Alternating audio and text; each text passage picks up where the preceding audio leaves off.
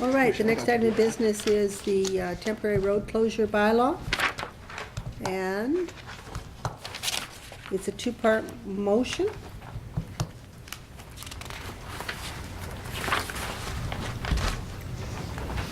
I believe it says and. Councillor Carey? I make a motion that council rescind resolution 421-14 moved by Councillor Empter. Council approved the replacement of 51st Street on Friday, June 20, 2014 at 6 p.m. to 9:30 p.m. for the High Prairie Native Friendship Center Aboriginal Day celebration. And that council directs administration to supply all the road signs needed to host the Aboriginal Day celebrations at no cost to the town of High Prairie Native Friendship Center. And that council rescind resolution 422-14 moved by Councilor Carey, that council direct administration to create a bylaw for temporary road closure for parades, festivals, etc., subject to section 24 of the Municipal Government Act. Discussion on this? Councillor Empton? I'm confused.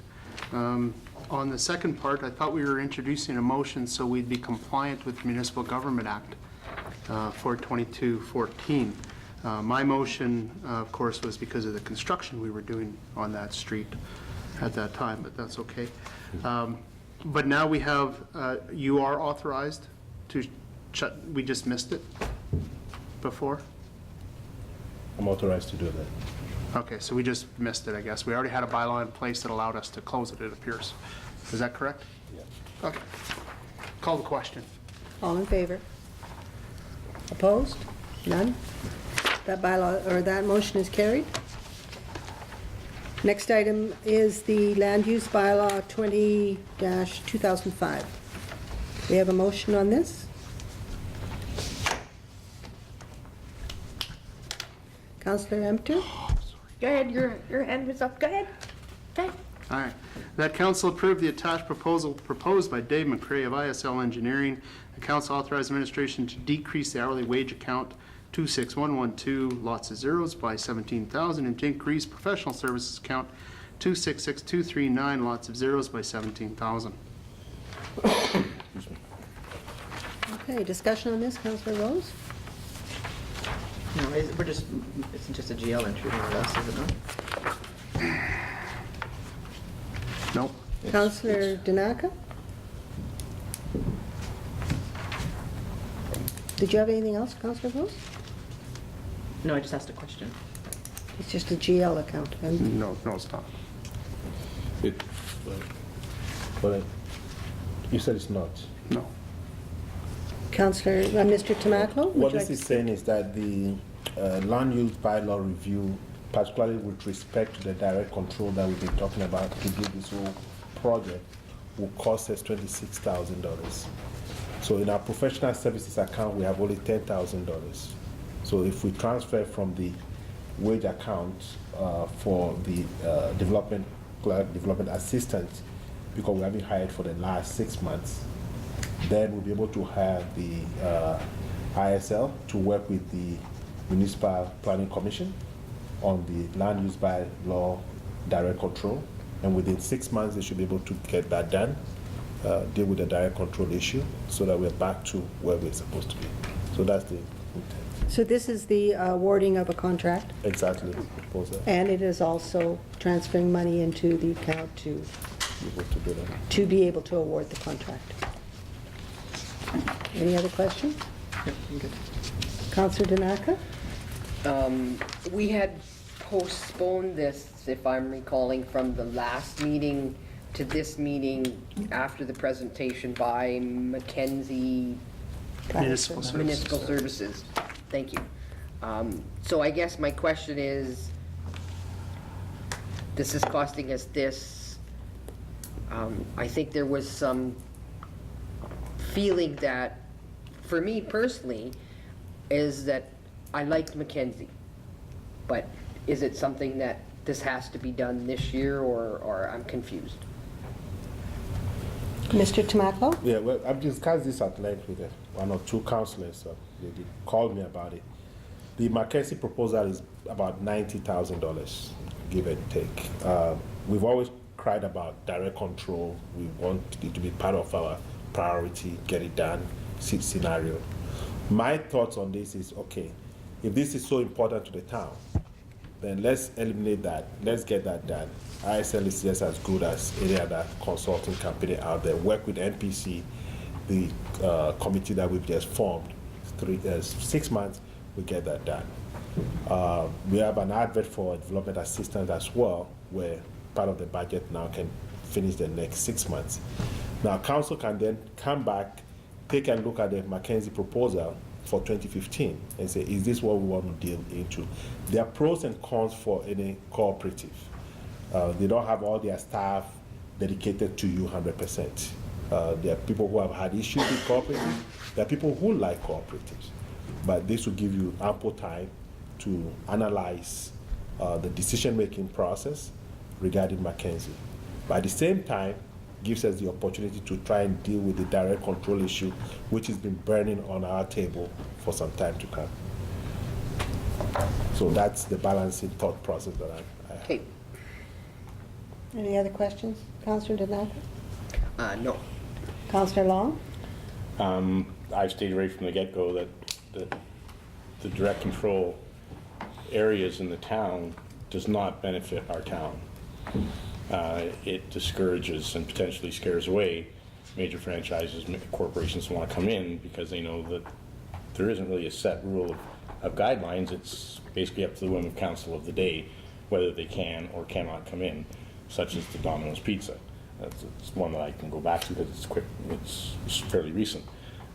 And so it's not up for us in a free market economy to determine who can or who cannot. What is up to us is to determine what the zoning is, what the bylaws are, whether it's signage bylaws, etc., that can allow corporations and companies and people who want to start their own businesses a fair and firm set of rules that they can work around. And that's what they're looking for. Direct control says that it's open to the whim of the council of the day. And that's not necessarily the best way to go, in my opinion. So, regarding this motion, I think it's a good do you motion. have, okay. Yeah, So you, absolutely. all It right, needs to so go through. this is what you're trying to say, I Thank you guess. very much. All right, Councillor Panasic? Well, I'm in total agreement that we need to remove the direct control and look at the zoning bylaws. That's not a question, and I think everybody's looking at that and saying, let's get it right. And this proposal certainly tells us it's not a very easy process. You need a lot of information and there's a lot of steps involved. So it's an involved process, and I think money spent on it is definitely going to be needed because there's expertise there. So no question about that. In my mind, the only question is who should be doing it. Whether we want to try McKenzie out for half a year, you know, which would be $45,000, which is quite a bit more than the money that they're asking for, which was, what was it again? It wasn't 17, it was 26, 27. So there is a difference there, but it might be a chance to trial run McKenzie on direct control and see what they can do. And if they're any good at it, and maybe then it will give us some basis of deciding for 2015 whether we wanted to join them full-time. So that's the one consideration in my mind to look at. My question with this is, we redraft our bylaws, and I didn't see anything in here, Kelly, about mapping. If they redo it, will it tie in the new mapping? Should I? Yes, please. So section 2.2, if you go to 2, a new NUB land use bylaw district map will be prepared to illustrate the extent of proposed new zoning. Oh, okay. And just to make you aware that ISL was involved in all of this planning for the town years ago. They know the land, they know what's involved. It's not like they're new to the town. Yeah. I think it's one of the reasons why Dave left, because of his opposition to direct control. All right, Councillor Emter? Two comments. I like the idea of Mackenzie because they're They're one flat fee, can do more. If you use them, that's where you're saving your money. If you don't use them, you're wasting your money. So that's a question council has to talk about. The other thing I'd like to look at, though, is is it possible to rescind or to remove a bylaw?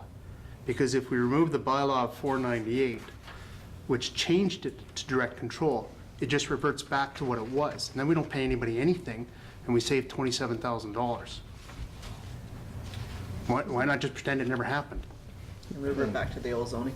Exactly. And it's all there. All the old maps are there. All the old zones are there. And we're going by what he recommended by not doing it. We're just going back to what it was. Now, we're not going to improve on what the old one was, but for now, it removes direct control, and away we go. And we save 27 grand. And we could still review the Mackenzie or anything else without getting into any contracts. Okay. Councillor Carrier? I'd really like to have his question answered first. Can we rescind a Well, you could rescind any bylaw. Yeah, but there's a thought it's been so many years, right? And so it's not just a question of just taking direct control out. There's got to be some thought process from the citizens, from the committees, as to where it makes sense, where doesn't make sense. It's a whole kind of thinking through it. It's not just a question of reverting back to 40 years ago. There's work involved. Yeah, I was going to say, and I think we should really have some expertise to make sure we get it right this time, as Okay. opposed to just going back. But the motion is, are we approving Mr.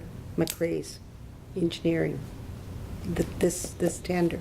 This is what the motion is, not going off on whether we know, we talk about direct control. But it's part of the motion, is so we part. can discuss it. Okay, but don't get too far off of the topic. Councillor Carrier? I had a hard time with this one as well. I was really hoping the Mackenzie issue would be on here, whether we can vote whether they're going to change them or not. I honestly think if we get rid of direct control, more businesses would come to town. At what expense, though? Like, we're going to spend $27,000 taxpayers' dollars to remove it. How quickly, how soon would we recoup that from new businesses coming in by getting rid of direct control? I really like what Mackenzie was saying, because they would help with all of this. They would do all the maps. It would only cost us 87, but right now, to get rid of direct control would cost 27. Are we then going to leave Mackenzie till next year's budgeting and just carry on?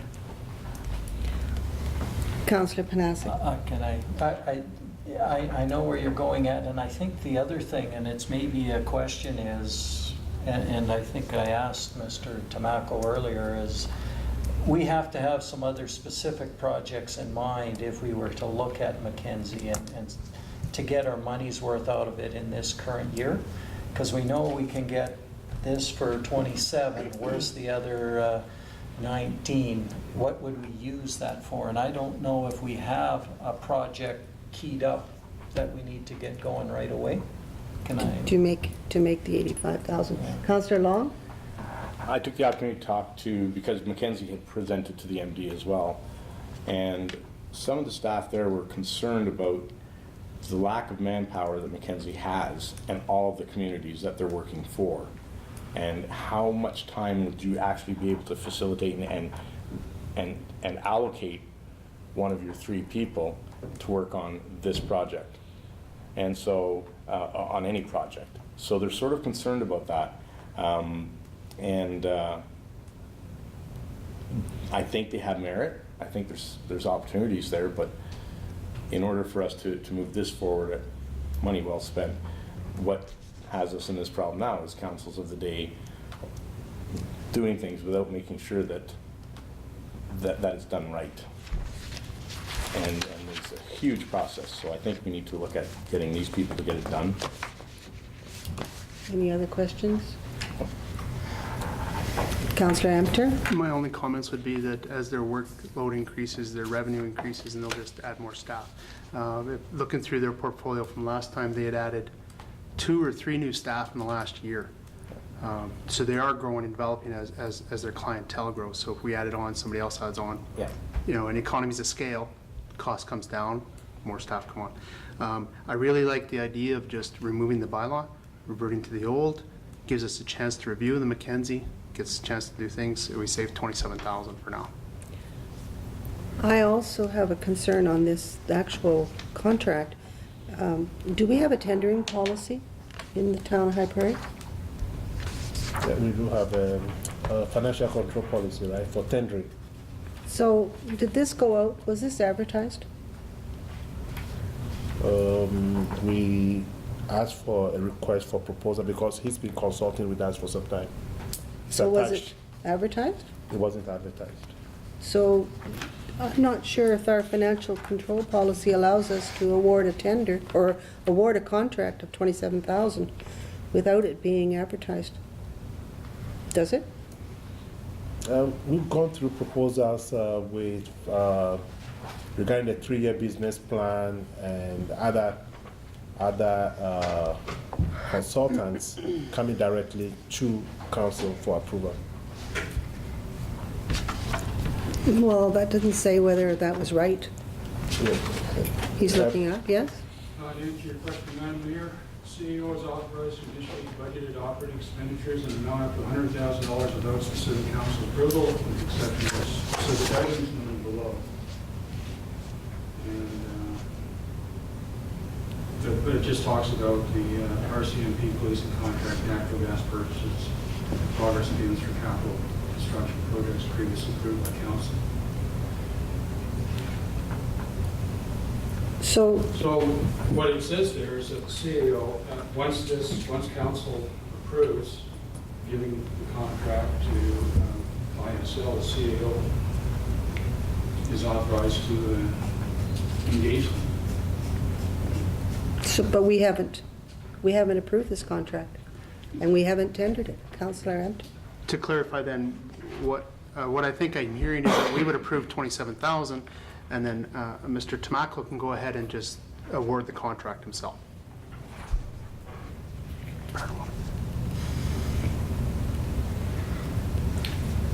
So we're awarding a contract that hasn't been tendered.